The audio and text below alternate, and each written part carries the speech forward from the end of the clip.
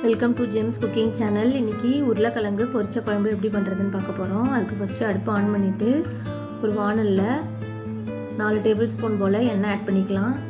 எண்ணெய் நல்லா சூடானதுக்கப்புறம் 1/4 டீஸ்பூன் கடுகு போட்டுக்கலாம். கடுகு பொரிஞ்சதும் ஒரு 50 கிராம் சின்ன வெங்காயத்தை சின்னதாக கட் பண்ணி சேர்த்துக்கலாம்.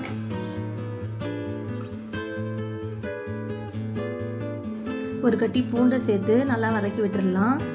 வெங்காயமும் பூண்டும் நல்லா வதங்கினதுக்கப்புறம் ஒரு டீஸ்பூன் சோம்புத்தூள் ஆட் பண்ணிக்கலாம். அடுத்து ஒரு கொத்து கருவேப்பிலை, 1/4 டீஸ்பூன் பெருங்காயத்தூள், 3 டேபிள் ஸ்பூன் குழம்பு மிளகாய் தூள் போட்டு எல்லாத்தையும் நல்லா கலந்து விட்டுடலாம். 2 உருளைக்கிழங்கை பாக்ஸாக கட் பண்ணி சேர்த்துக்கலாம்.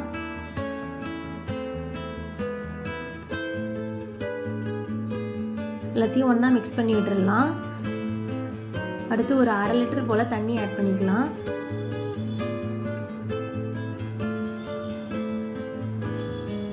தேவையான அளவு உப்பு சேர்த்துட்டு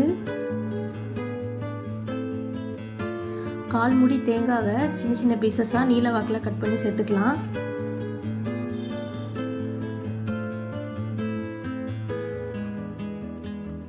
எல்லாத்தையும் நல்லா கொதிக்க விட்டுடலாம். இது திக்கானதுக்கப்புறம் எண்ணெய் பிரிஞ்சு வந்ததுக்கப்புறம் ஆஃப் பண்ணிடலாம். சுவையான உருளைக்கிழங்கு பொரிச்ச குழம்பு ரெடி.